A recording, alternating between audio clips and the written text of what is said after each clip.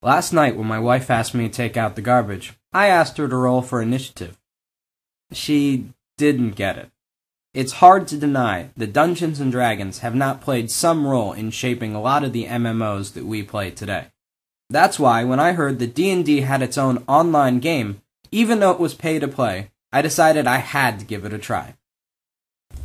In true D&D fashion, the first thing you do is create your character.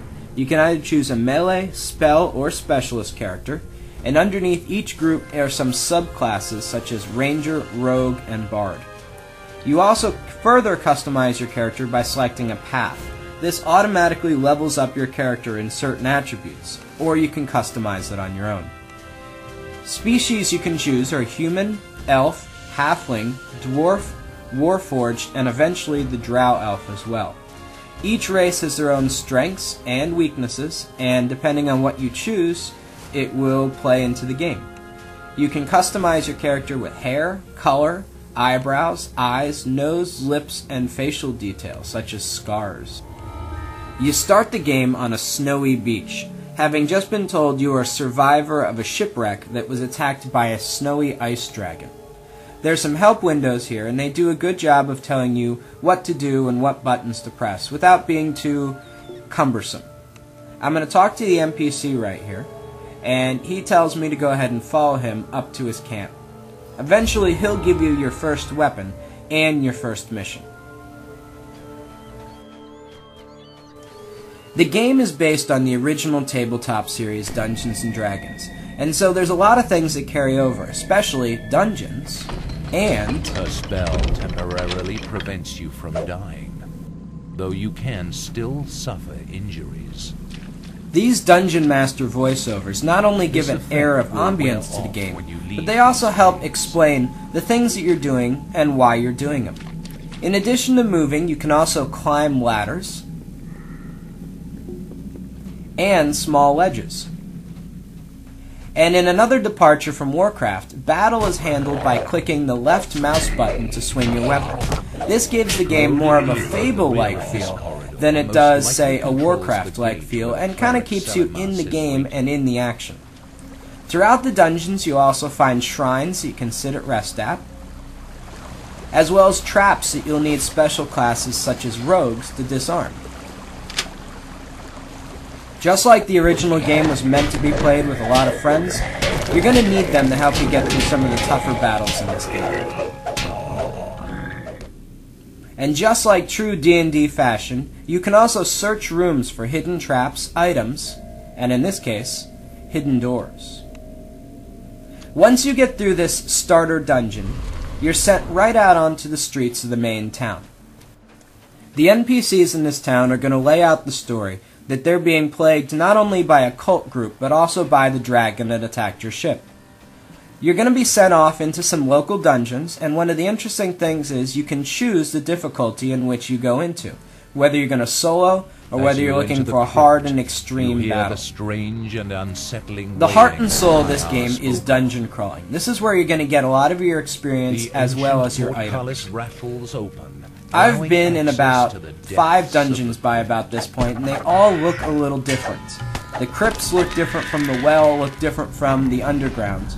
And I love how the fact that they weave story into them. You're not just kind of defeating every enemy mindlessly as you pursue through the dungeons. Here I have to destroy some altars. Later on I have to solve some puzzles.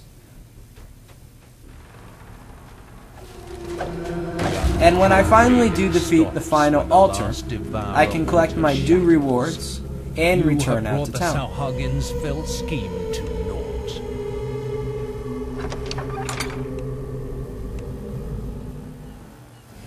In true D&D fashion, the stat sheets are very complicated. This is not a game for someone who just wants to play a little here and a little there. You can modify almost everything about your character, down to what weapons they can carry, as well as how they interact with the other characters in the game. At some point, you want to visit your local class trainer to put your skill points into buying new spells and abilities, as well as upgrading a lot of the passive skills that you already have.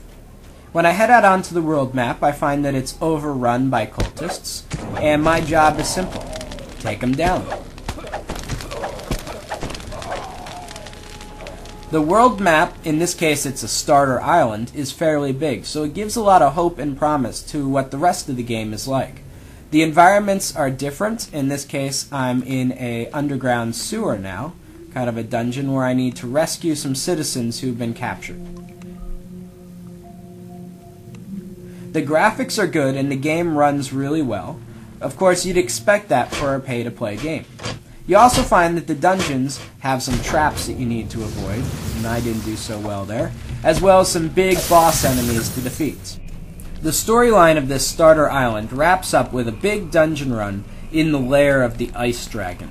Now, my job is not to defeat the dragon, but instead to use my new spells and abilities to sneak past the zombies and cultists, instead doing kind of a run around the dragon to find the people that are controlling face to face with a dragon that has been terrorizing Korthos. This has some great graphics. Even at rest, it is a truly awesome beast.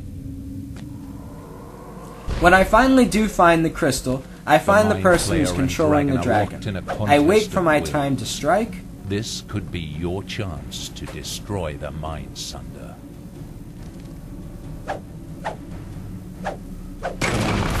And I take it down. It's kind of a novel idea.